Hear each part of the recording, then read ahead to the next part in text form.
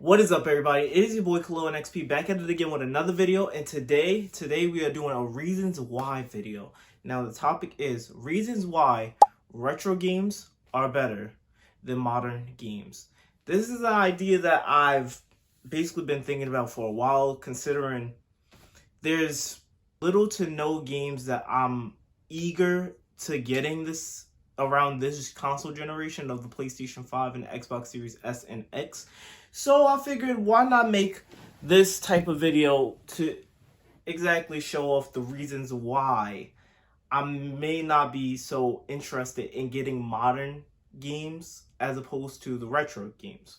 For this, we are going to be using 7th generation games, 8th generation games, the now current 9th generation games, and 6th generation games. If you're excited for this, make sure you drop a like.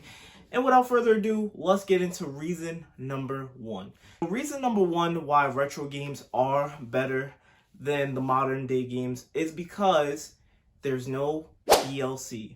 When you look at modern games, such as one fighting game, JoJo's Bizarre Adventure, I actually like this game. This game is not bad.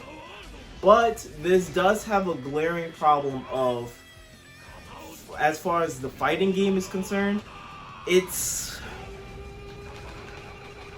basic as far as like the combo system. I don't mind a simple game such as this, but most of the combo systems are pretty basic. Kind of like if I can come over to this. Dragon Ball Z Budokai. The only difference between this game, the only difference between really this game and this game is unlockable character. You can unlock every single character for this game. Knuckle was a loyal servant and a true warrior. You will suffer for what you've done. Are you crazy? He would have been all right. You're the one who blew him up. Out of this game, Dragon Ball Z Budokai. With this game, everything that you, as far as characters that you have to unlock, you're basically paying for those. The sad truth, but I think I paid for the characters for this game, all of the characters for this game. There's another game that I'm thinking of where I had to pay for like characters. Oh yeah, Dragon Ball Z Fighters. Dragon Ball Z Fighters is another game where it's like, yeah, you have the base game. The roster is pretty solid.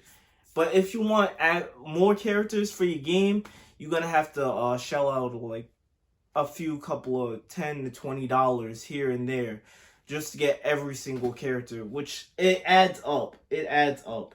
Now, I'm not going to say every modern game is like that, such as Mortal Kombat XL.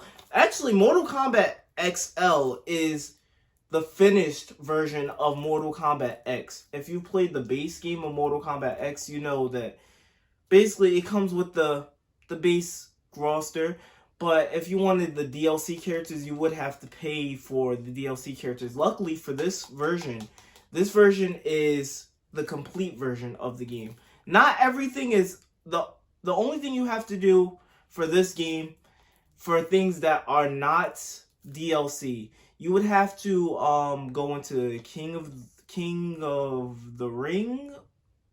Yeah, King of the Ring to unlock like Revenant skins and stuff like that. You have to go into verse battles, ranking battles. But that's basically online. You would have to pay about depending on your if you're getting PlayStation Network. The PlayStation Network or Xbox Live. You would have to basically pay a subscription fee in order to unlock the Revenant skins and stuff like that for this game. So that's another reason why I would say the retro games are a little better, because you don't have to pay for online subscription to unlock extra stuff within the game. Most of the stuff is unlockable, such as let me pull up another Mortal Kombat game.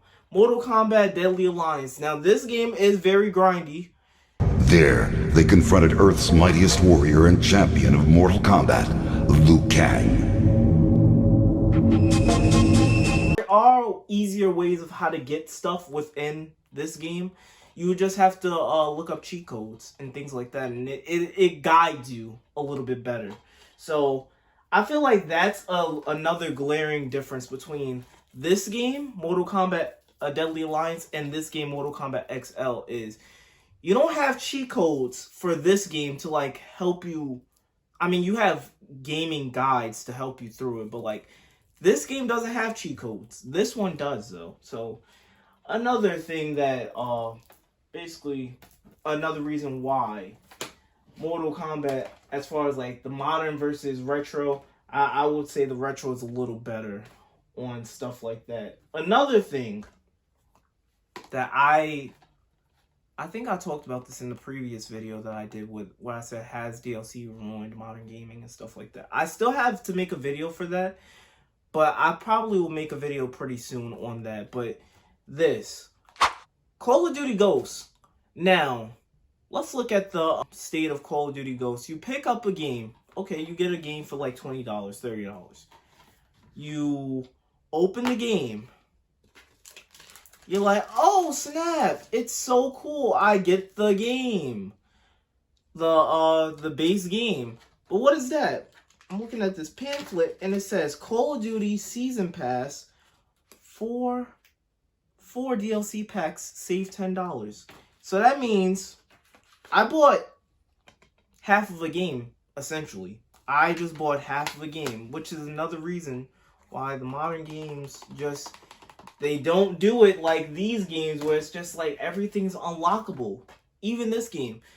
Not even when you don't want to play all of the game to unlock stuff, you have cheat codes. Again, cheat codes have been saving this console generation.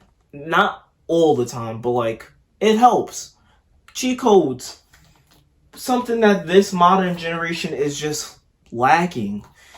Not only that, it's just like the ability to just like play a game and unlock stuff as you're going along and unlock everything from the game is just one of those things where it's like, it's sad because this game right here, this doesn't have DLC. This does not have DLC. The only thing that is DLC for this is I guess you would have enhanced fighters for this game, but everything is, for the most part, this game I feel like is a saving grace. This game, you can just play the game and unlock stuff. Not every modern game.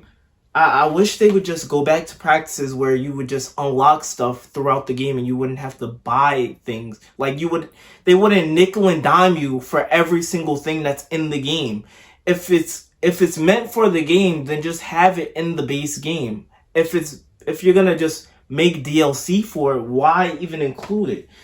If you have to include DLC day one after the game, you should have just put it in the game altogether. You didn't have to put the DLC like day one DLC. It just doesn't make any sense, bro. It just doesn't. And another Call of Duty, this 7th generation was a little odd for me because when it came to the 7th generation, the most things that people were mostly playing was online multiplayer games. This, even though the online community was a little better on the Xbox 360, I feel like on PlayStation 3, they did something right in that console generation where they made all of online multiplayer was absolutely free. You didn't have to pay for anything. All you had to do was sign into your PlayStation Network account. But for the most part, online was practically free. It is free on the PlayStation 3. I don't know why on the Xbox 360 that they couldn't have everything be free for the Xbox 360. I just don't understand why. I mean, keep in mind this, as far as the online online parties and stuff like that and game chat and things, this was where it was at. But Not a lot of people sleep on the PlayStation 3's online capabilities because how can you beat free online multiplayer?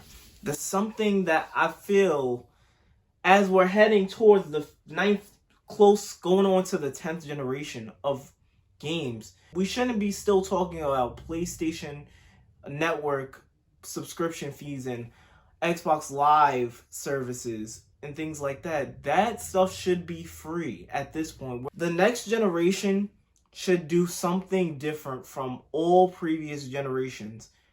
I feel like a start to that would be to stop with the DLC implementations and go back to when everything was unlockable day one. You just have the game. If you have the game, you have everything. All you have to do is just play the game, unlock stuff, and you're good to go. Another reason why the modern games are not as good as the retro games, like the retro games usually they cost around like $20 to $30, but now some of these modern games out nowadays, you're mostly paying for graphics. You're not even paying for gameplay.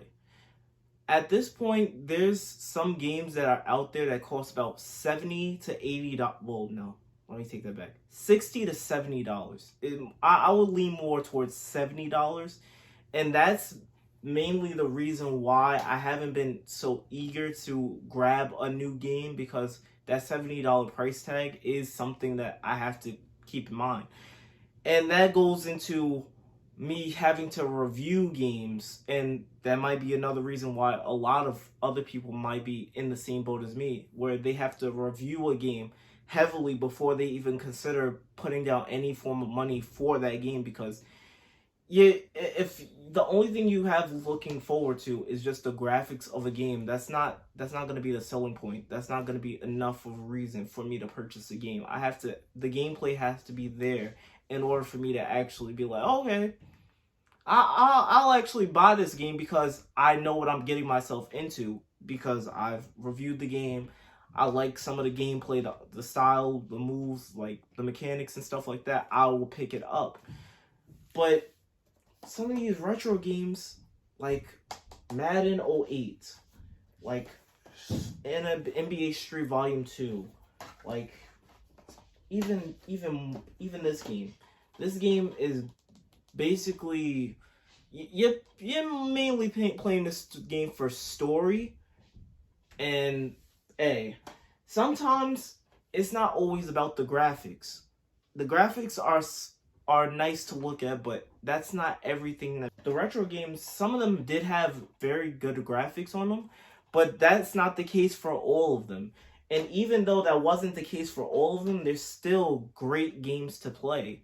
Even like years later, people are still going back to some of these old retro games and be like, you know what, let me pick this up because I like the game. And I can't say that for a lot of the modern games that I've had out. I mean, that are out at the moment, because I like the gameplay I like the graphics of this game. It follows like a comic look theme, and it looks just like you're watching the show, but you're actually playing it. That's cool and all, but if the gameplay is not the best, then what am I really paying for?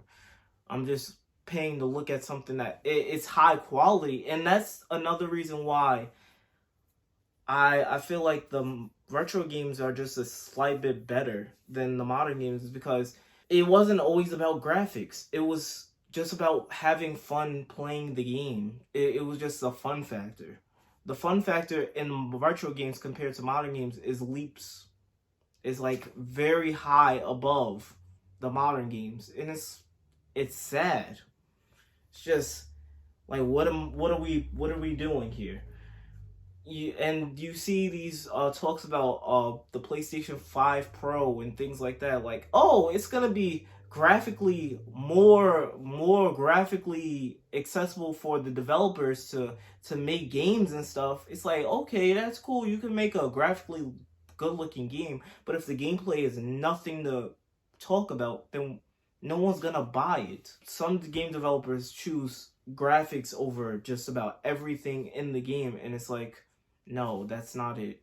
So yeah, that is my reasons why modern games, retro games, are better than modern games. Thank you guys for watching this. If I did inspire you to start picking up some retro consoles, start getting into some retro gaming, hey, it shouldn't even have to be this. I should be saying the opposite. I should say modern games. Maybe I'll make a video showing exactly what modern game, because not all of it is bad. It's just I'll one day make a game make a game. I'll one day make a video on the opposites of like what modern games have over retro games. But for now, that is the video. Thank you guys for watching. Hope you guys did enjoy. If you did, make sure you leave a like. Consider subscribing to the YouTube channel and comment, share with others, because the more you share it, the more it reaches other people, the more chances that people will subscribe and they will view my channel and see all the other stuff that I have besides these gaming talk videos. These are gaming talk videos, kind of, but for this one, it's a reasons why video. So thank you guys for watching. Hope you guys enjoyed. My name is Khalil NXP. We're NXP Gang, and until next time, we're out.